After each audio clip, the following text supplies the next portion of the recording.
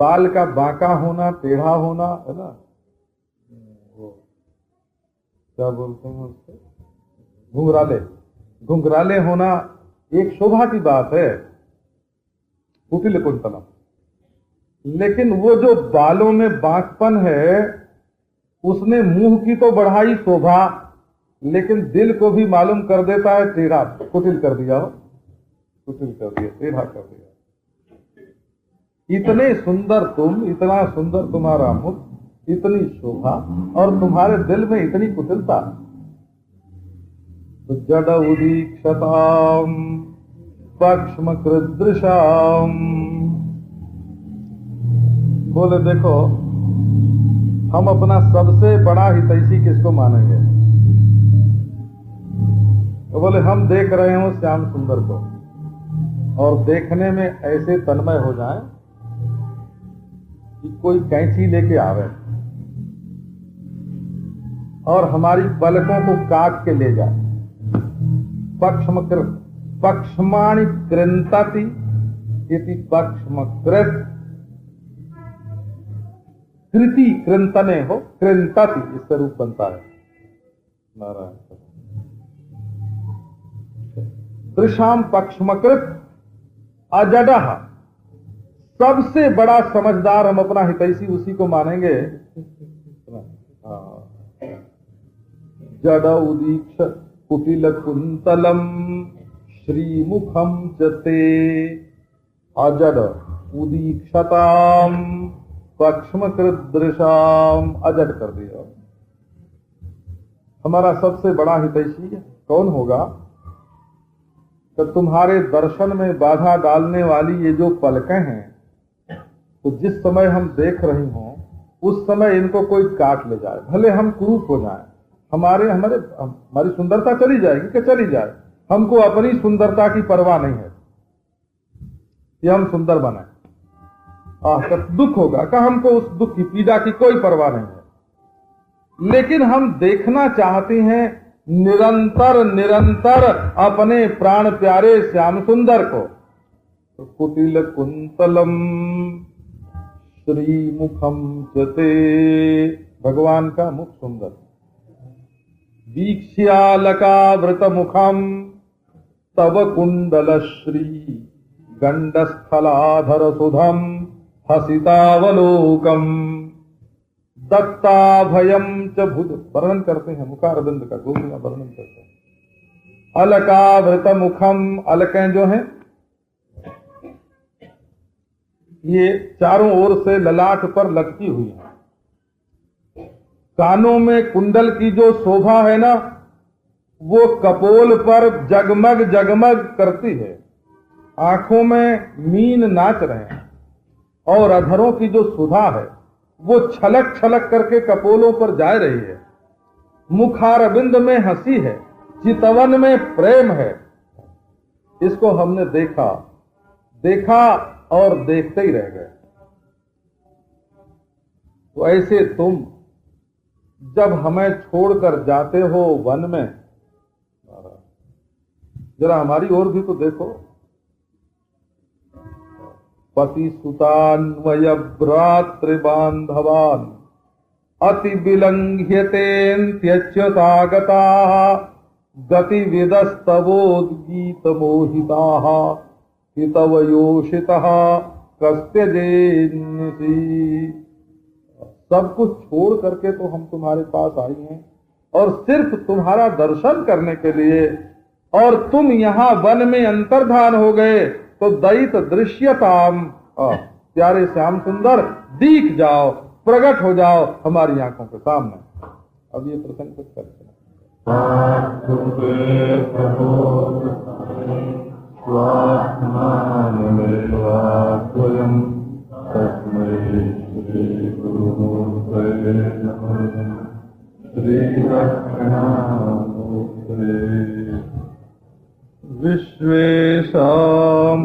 विश्वेशामनुरञ्जनेन जनयन् आनन्दमिन्दीवरश्रेणी श्यामलकोमलैरुपनयन् अङ्गैरनङ्गोत्सवम्। स्वच्छन्दं व्रजसुन्दरी विरभितः प्रत्यङ्गमालिङ्गितः श्रृङ्गारः सखीमूर्तिमानिव मधौ मुग्धो हरिः प्रीदति। ॐ शान्ति शान्ति शान्ति। अटति यद् भवान् अहन्निकाननम् प्रतिजुगायते त्वामुपश्यताम्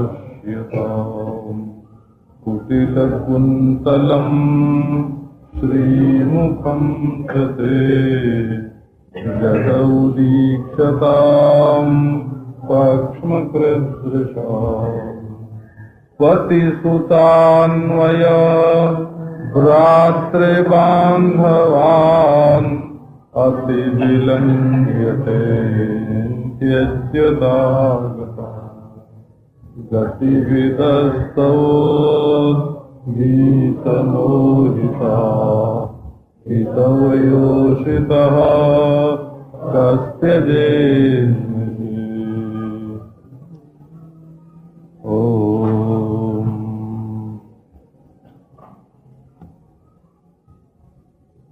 दो बात मुख्य रूप से कही गई है।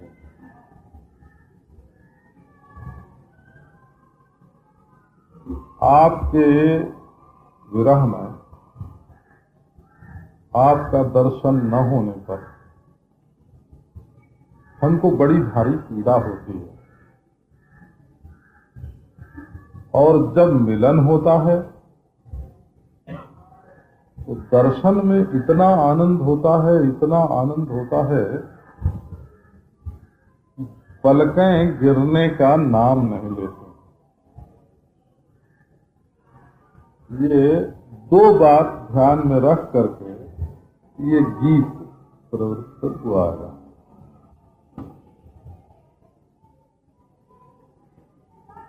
तो ये प्रेम शास्त्र जो है ना, ये पोथी पर नहीं लिखा जाता है, ये लोगों के हृदय में लिखा रहता है। जब किसी के हृदय में ये प्रेम उगता है, उदय होता है, तब वो अपने आप बाहर निकलता है।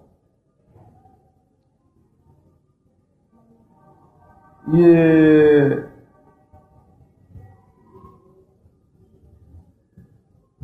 कहते हैं कि संसार में जब प्रेम होता है तो पहले आंख में से निकलता है। चक्षुरागः प्रथमम्, पहले आंखों में रंग चढ़ता है, फिर वाणी में रंग आता है, कान में रंग आता है, त्वचा में रंग आता है। ये राग का जो रंग है वो अंग अंग में व्याप्त होता है, लेकिन वो अपना पहला जो पांव जमाता है वो आंख में। नयन प्रीति प्रथमम चक्षुराग प्रथमम, शास्त्र में ऐसा वर्णन आता है। तो धन्य है वो जिसकी आंख दुनिया के और किसी रूप में आसक्त न होए। मुरली मनोहर पीतांबरधारी श्याम सुंदर नंद नंदन ब्रजराज कुमार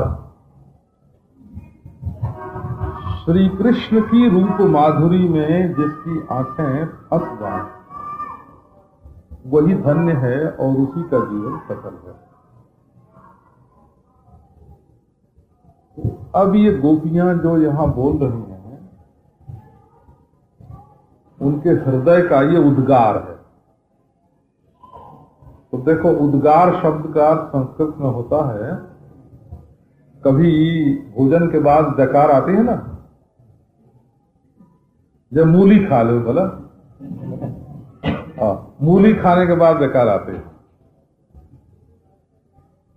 तो जैसा खाते हैं वैसी डकार आती है ना। तो ये उद्गार माने होता है, ये उद्गार माने डकार लेना। तो ये जो प्रेम का संगीत है ये क्या है कि जिसके हृदय में प्रेम भर गया ना, तो उसके हृदय में से डकार निकली हो, उद्गार निकला, और वो उद्गार जीभ पर आके गाना बन गया। तो ये जो गोपियों का गीत है ये प्रेम का उद्गार है। और प्रेम यदि हमेशा सुख ही सुख रहे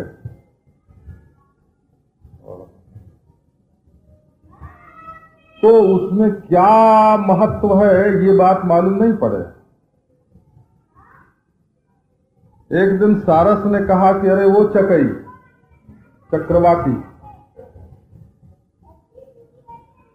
तुमको प्रेम का क्या पता, तुमको प्रेम का पता नहीं, तुमने तो कभी विरह देखा ही नहीं कि कैसा होता है। तो विरह होने पर संजोग का सुख मालूम पड़ता है,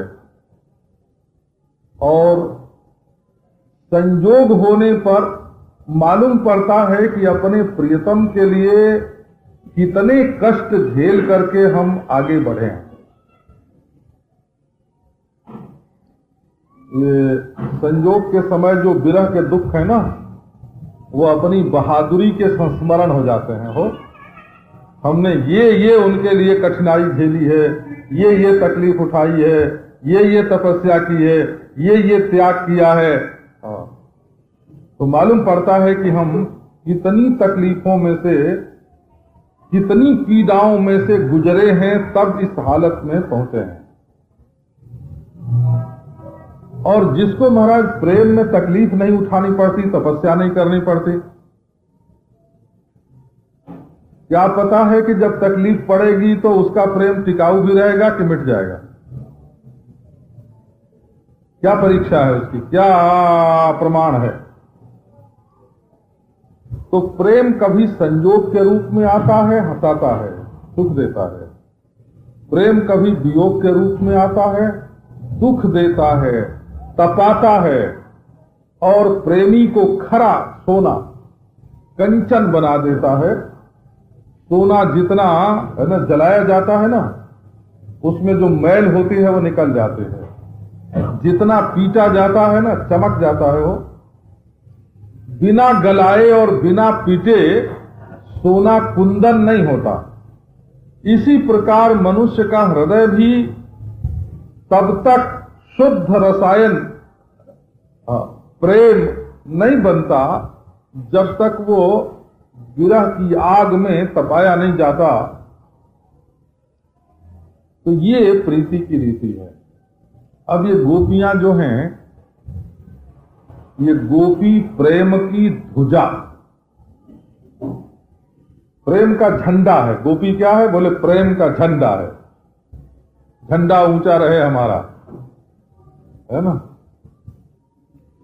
तो ये गोपियां जो हैं वो प्रेम के झंडे को ऊंचा रखते हैं। अटति यद भवान अह्निकाननम त्रुटि युगायते स्वाम पश्यताम। ये कहते हैं कि आप जब दिन के समय जंगल में पर्यटन करते हैं, जानबूझ करके शौक से घूमते हैं, तो उस समय आंख की एक एक पलक, एक एक त्रुटि तुम्हारे दर्शन के बिना हम लोगों के लिए युग के बराबर हो जाती है। पलक कलप समझात। अब देखो, ये कहती हैं कि जब आप दिन में भी घूमते हैं तो फिर रात की तो कहना ही क्या। इस समय जो अपनी पीड़ा है उसकी गंभीरता बताते हैं। कि जब दिन में आप घूमने जाते हैं तब भी हमारी ये दशा होती है, और रात में चले जाते हो है ना, और चले गए हो तो इस समय की पीड़ा का तो ठिकाना ही क्या।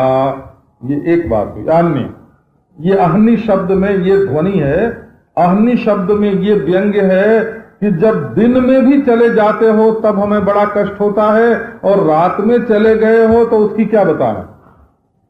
अच्छा देखो, और अटति, अटति में ये व्यंग्य है कि पर्यटन करते हैं आप, जैसे लोग कश्मीर घूमने के लिए जाते हैं तो पर्यटन हुआ। कहां गए हैं? कि कश्मीर का पर्यटन करने के लिए गए, बड़े शौक से सज धज के पूरी तैयारी करके। और आप इस समय कोई अंधेरी, ये वन की अंधियारी में शौक से पर्यटन करने के लिए तो गए नहीं हो। हम लोगों से नाराज होके जोश में आके चले गए।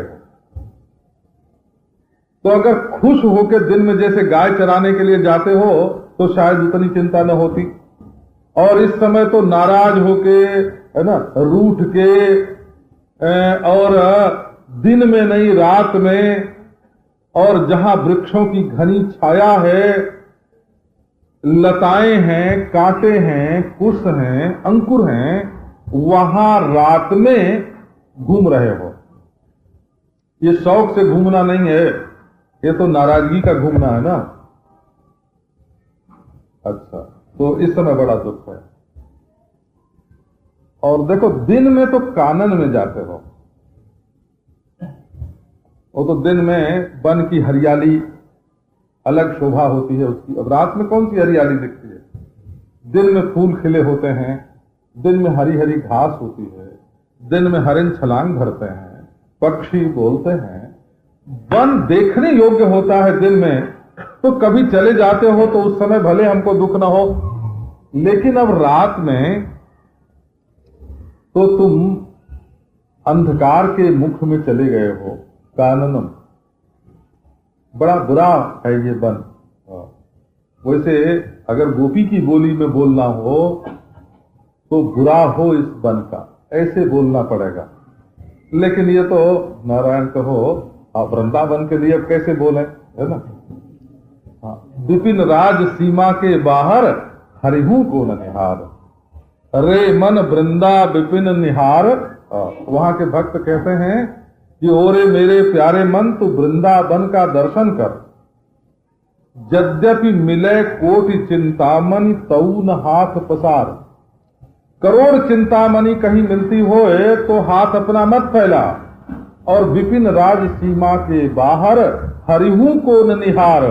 विपिन राज की सीमा के बाहर कृष्ण का भी दर्शन मत करो।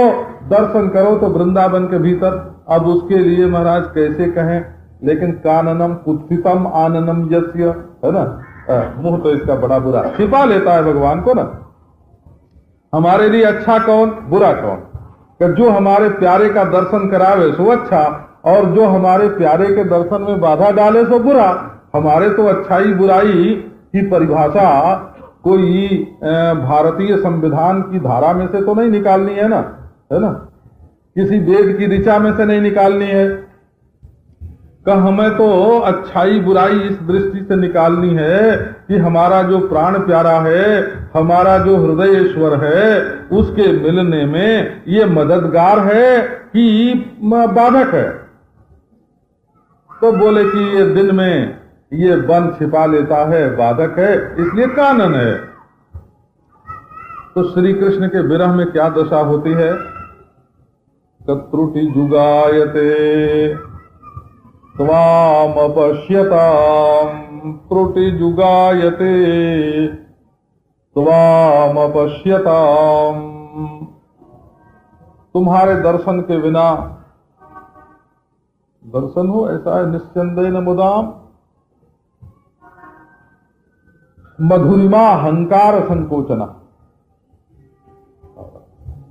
ये जब भगवान श्री कृष्ण का विरह होता है और जब मिलन होता है, तो विरह में क्या चीज है?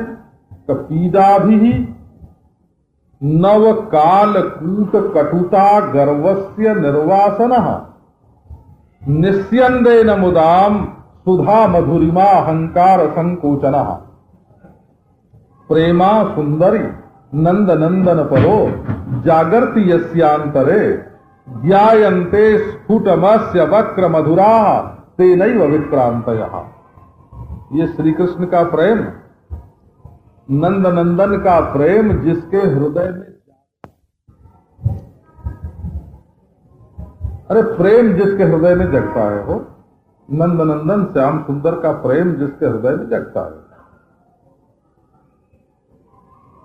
तो बोले पीड़ा भी ऐसी पीड़ा होती है, कभी कभी ऐसा दर्द होता है कि मान लो समुद्र मंथन हुआ हो और उसमें से ताजा ताजा हलाहल विष निकला हो, तो उसमें जितनी तीक्ष्णता होगी वो श्री कृष्ण के प्रेम में होने वाली पीड़ा के सामने फीकी पड़ जाती है। और निश्यन्देन मुदाम सुधा मधुरिमा हंकार संकोचनः, और कभी कभी ऐसा आनंद उछलता है, छलकता है आनंद, कि अमृत की जो मिठास है ना, उस मिठास का अहंकार चूर हो जाता है। श्री कृष्ण के प्रेम की मिठास के सामने अमृत में क्या मिठास रखी है। तो प्रेमा सुंदरी नंद नंदन परो जागृति यस्यांतरे, जिसके हृदय में नंद नंदन परक प्रेम उदय होता है, ज्ञायन्ते स्फुटमस्य वक्र मधुरा तेनैव विक्रांतयः। प्रेम की जो विक्रांति है, विक्रांति माने पाद विन्यास, जो प्रेम हमारे दिल में आके जब चहलकदमी करने लगता है तो उसका एक एक पांव कैसे पड़ता है, बोले वक्र मधुरा, कुछ कुछ टेढ़ा लेकिन बहुत मीठा। प्रेम के जो चरण चिन्ह है वो कैसे, प्रेम की जो चाल है वो कैसी, बोले वक्र मधुरा, चलता तो है टेढ़ा टेढ़ा। ये बनारस का लंगड़ा आम है बोला तो, है ना बनारस का लंगड़ा भी बंबई के हाथों से अच्छा।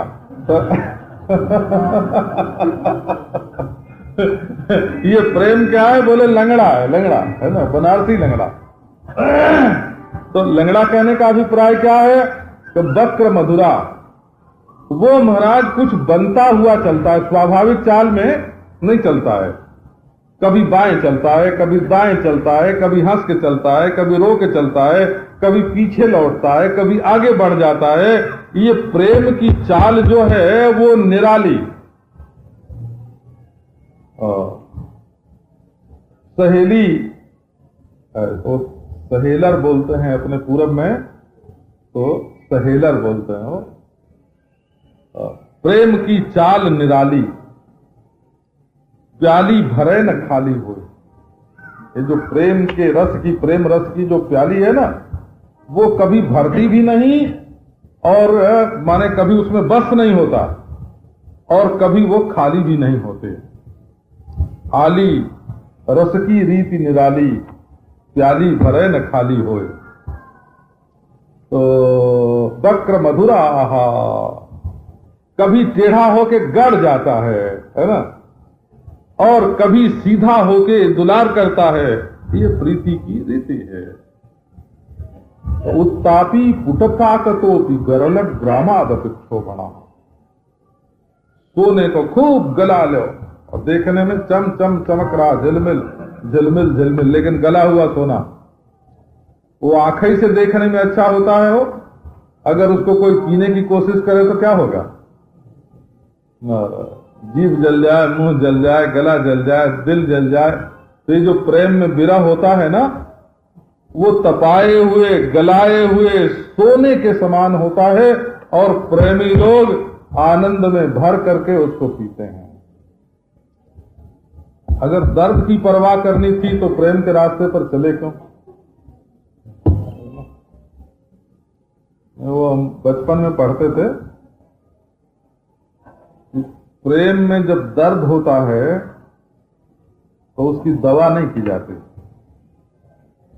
क्योंकि उस दर्द में इतनी मिठास होती है कि प्रेमी लोग उस दर्द को नहीं छोड़ना चाहते ना।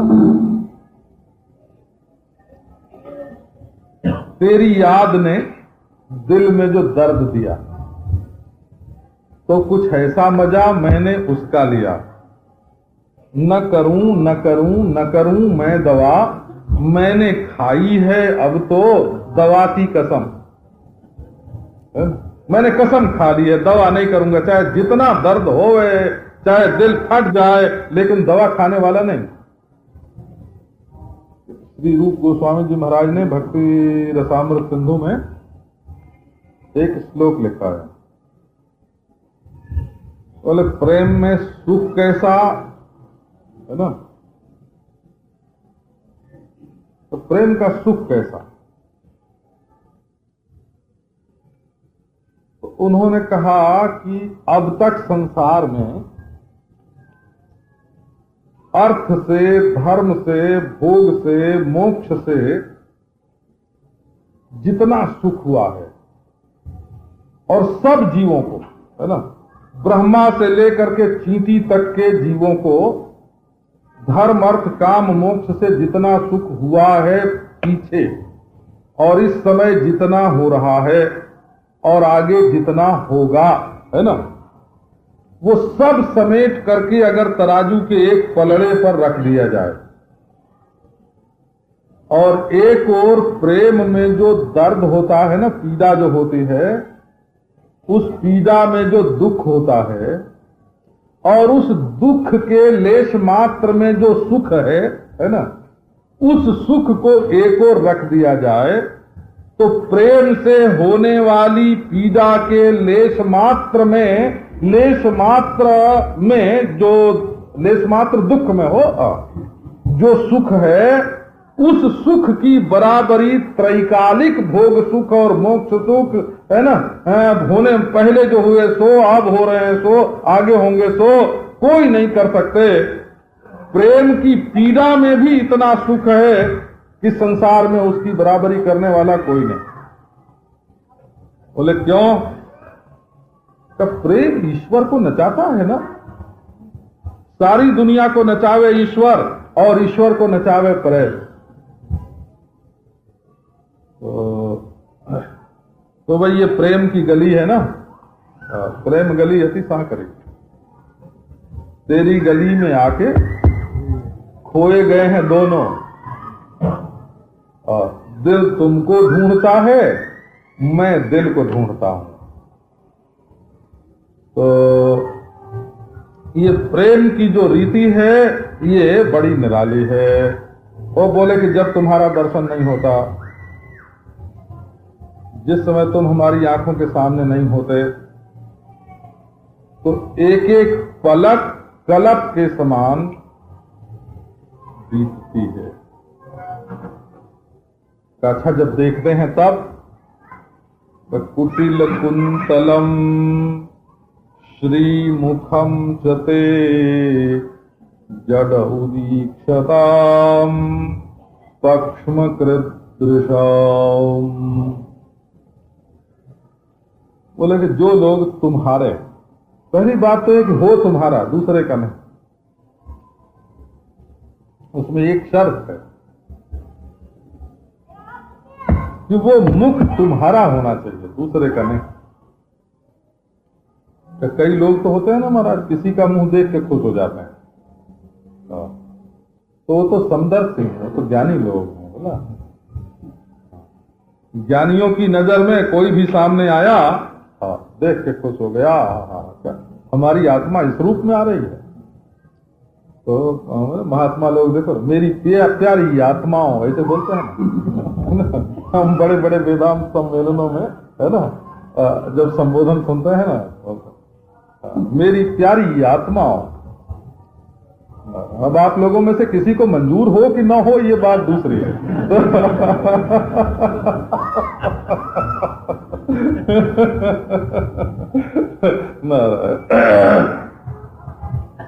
तो वो तो ज्ञानी लोग हैं भाई, जिनके लिए सब आत्मा जारी है, एक है।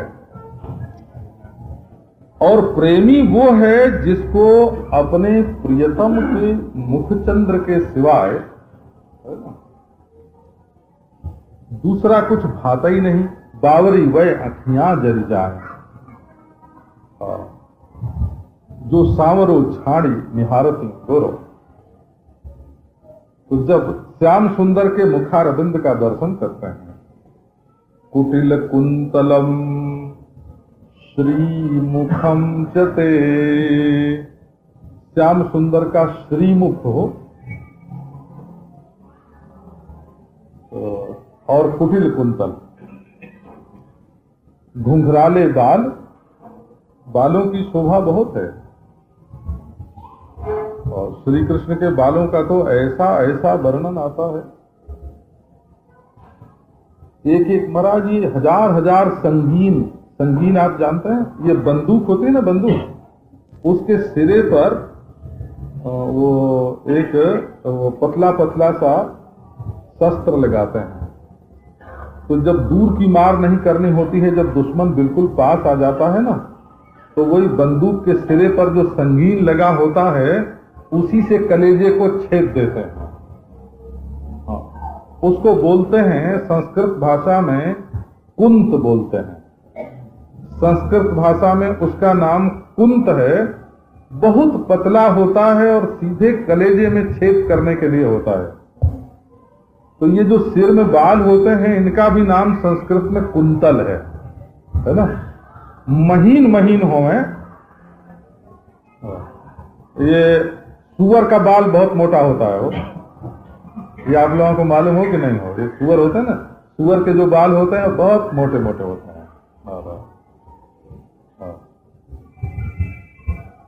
महीन बाल जो है उसकी तारीफ है।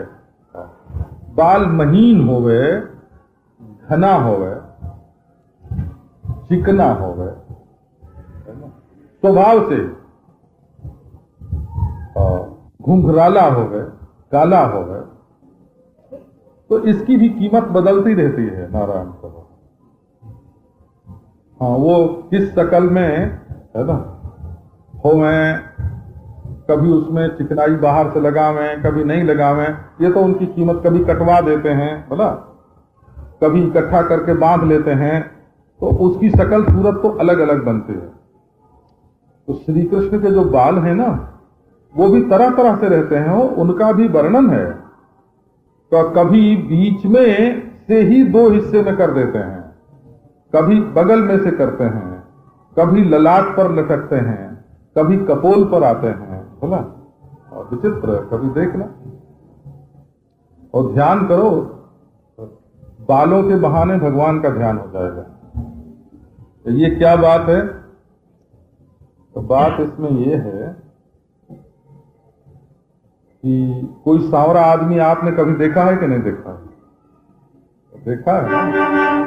अच्छा, लोगों के बाल देखे हैं कि नहीं देखे हैं? देखे हैं। अच्छा, तो आंख बंद करो कि आपके मन में एक 15-16 वर्ष का बालक, जिसके उठत कछुक मुख रेखाएं है ना, नाक के नीचे होठों पर कुछ काली काली लकीरें है ना, उठत कछुक मुख रेखाएं, तो एक बालक है किशोर, और उसके ललाट पर या कपोल पर घुंघराले बाल थोड़े थोड़े लटक आए हैं। तो बोले हाँ, ये बात तो आंख बंद करने से ध्यान में आती है। तो देखी हुई है ना, कहा कर देखो, इसका नाम है, इसमें ईश्वर भाव का आधान करो, है ना। और वैसे कहो कि अगर बिल्कुल अनदेखी चीज का आपको कभी ध्यान बताया जाए, नहीं होगा हो। यहाँ अगर कोई ध्यान करने वाले लोग हों तो हम उनसे पूछ सकते हैं कि जब आप ध्यान करने लगते हैं तो कृष्ण का हाथ जरा लंबा होता चला जाता है क्या, है ना, कुछ पतला हो जाता है, कभी उंगलियां बढ़ जाती हैं, है ना। नारायण। अच्छा, एक बात बताओ, कैसे ध्यान करते हो? कृष्ण तुम्हारे सामने खड़े होके तुम्हारी ओर देख रहे हैं कि जिधर तुम्हारा मुंह है उधर ही कृष्ण का भी मुंह है? तुम्हारे दिल में कृष्ण है तुम्हारे हृदय में समझो एक कमल है और कमल पर कृष्ण है, तो कृष्ण कमल पर खड़े हैं तो तुम्हारी ओर मुंह करके खड़े हैं कि जिधर तुम देख रहे हो उधर मुंह करके खड़े हैं।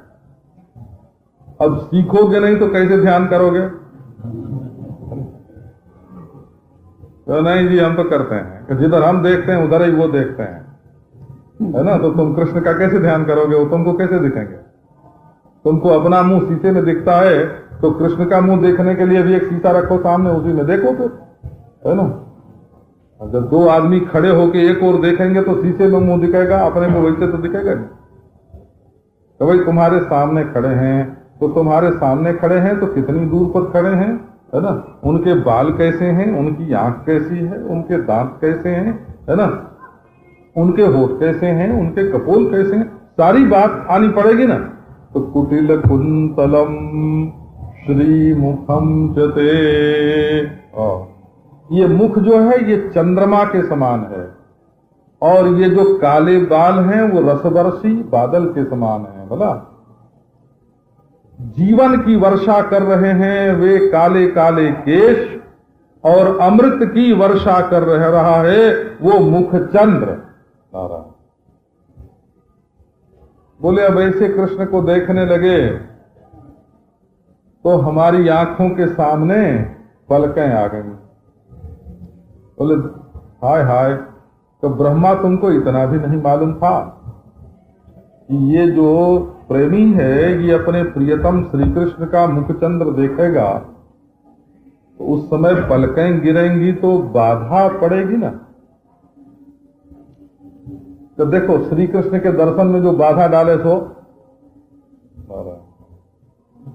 अब क्या बोलोगे उसको? तो बाधा तो डालती हैं पलकें, परंतु पलकों को बनाया कृष्ण ने, है ना। अरे जिसकी बेटी या जिसका बेटा भगवान के दर्शन में बाधा डाले उसको भी धिक्कार है। जडौदीक्षताम पक्षमकृत दृशा, बोले ऐसे बेटी बेटे को क्या करना? बोले हाथ जोड़ लेना। जो कृष्ण के दर्शन में बाधा डाले, है ना, पक्षमकृत दृशाम जडौदीक्षताम पक्षमकृत दृशाम। अब आगे देखो,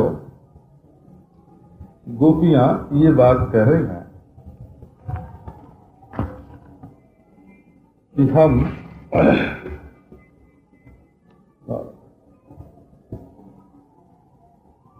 त्याग करके आए हैं और हम जानकार हैं, हम मोहित हैं, और तुम जो हमारे साथ बर्ताव कर रहे हो यहां वन में वो अन्याय है।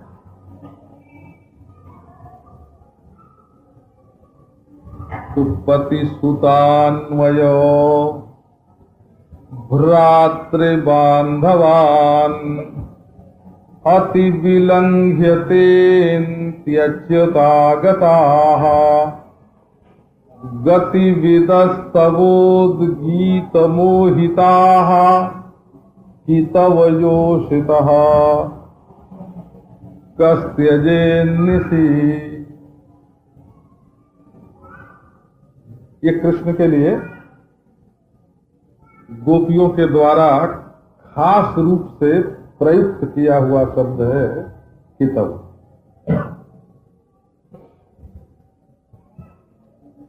तो मैंने देखा कोशों में धूर्त का पर्याय है कितव शब्द। जैसे कोई धूर्त होए, कपटी होए, तो उसको संस्कृत में बोला जाता है कितव। तो कई तरह से इस शब्द की व्युत्पत्ति दी हुई है। उद्धव जी के लिए मधुप कितव बंधो, तुम कपटी के मित्र हो।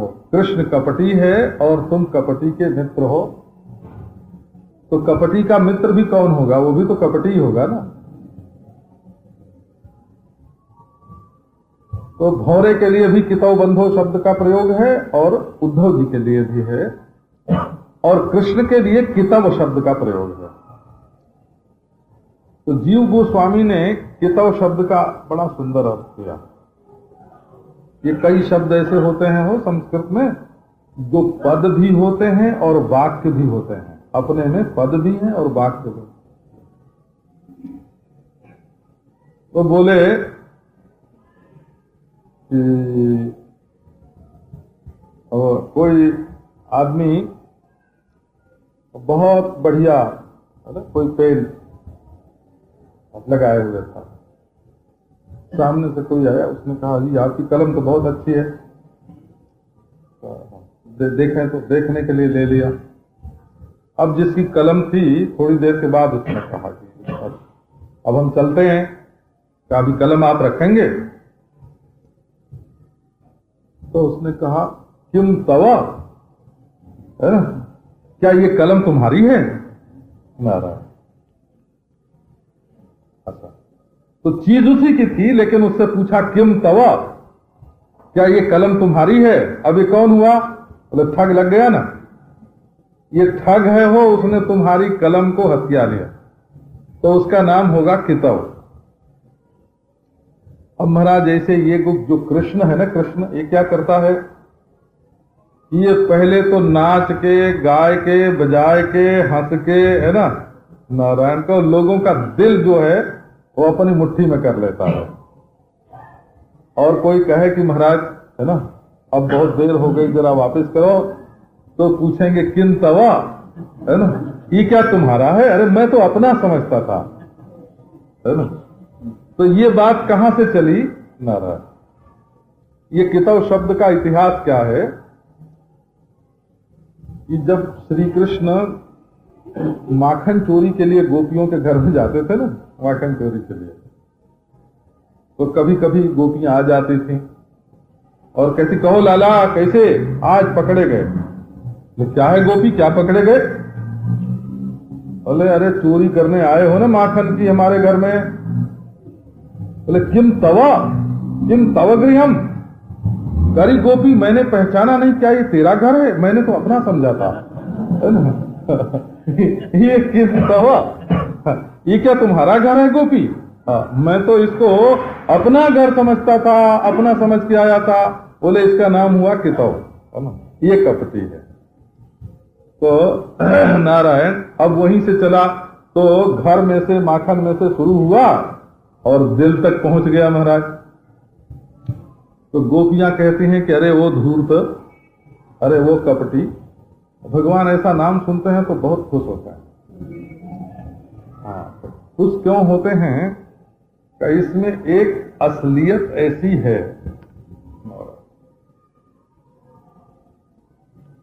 कि वेदांती लोग सामान्य रूप से जो निराकारी हों, निर्गुणीय हों, और वो कपटी नाम सुनेंगे, कितव नाम सुनेंगे ना, तो उनकी नाक भाव कभी टेढ़ी भी हो सकते हैं। लेकिन जब वो कहते हैं ना मायापति, तो माया शब्द का जो अर्थ होता है वही तो कपट शब्द का अर्थ होता है ना। परमात्मा जैसा है वैसा अपने को कहां जाहिर कर रहा है? छिपा रहा है ना। यही जो माया है इसी का नाम तो कपट है, इसी का नाम कुहक है।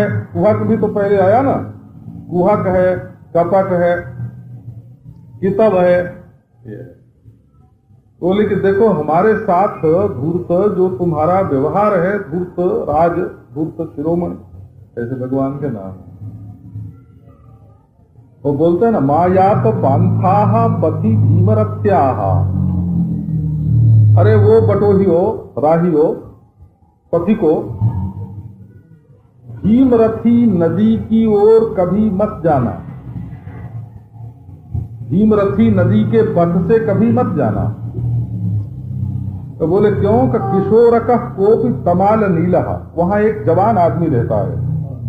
वो कैसा है? कि बोले काला काला है, बिल्कुल तमाल वृक्ष के समान। तो उसकी तारीफ क्या है? कि विन्यस्त हस्तो भी नितंब बिंबे, वो अपनी कमर पर तो दोनों हाथ रखता है, छूता नहीं है हाथ से, लेकिन भूतः समाकर्षति चित्त वित्तम, इतना धूर्त है वो, ऐसा नंगा, उसके पास तो कुछ है नहीं, खुद तो नंगा है, निरावरण है और बड़ा धूर्त है। हाथ तो लगाता नहीं और चित्त रूपी जो धन है उसको चुरा लेता है। धूत समाकर्षति चित्त वित्तम, उसके पास कोई ऐसा जादू है, ऐसा टोना है कि वो हाथ से नहीं खींचता, केवल अपनी आंखों से ही दिल की जो पूंजी है उसको हर लेता है। बड़ा धूर्त है। सावधान भाई, उस रास्ते नहीं चलना। अगर तुमको है ना यही तुम्हारी इच्छा हो कि हमारा दिल वो चुरा ले, छीन ले, है ना, अगर तुम लुटवाने पर ही तैयार हो, है ना, तब तो उस रास्ते जाना। नहीं तो अभी तक कोई ऐसा राही नहीं निकला वहां से जिसको उसने लूटा ना हो। तो ये गोपियां कहते हैं कि हम सब कुछ छोड़ के आए, जरा अपने त्याग की बात बताते हैं। तो अपने मुंह से अपने त्याग की बात कहना, नारायण, तो हमने तुम्हारे लिए ये किया, हमने तुम्हारे लिए ये किया, हमने तुम्हारे लिए ये किया। अब यह शान से इतना दबा दिया हो, सिर पर तो पहाड़ रख दिया, और फिर कहते हैं प्रेम करो। नारायण, ये कोई प्रेम कराने का रास्ता है?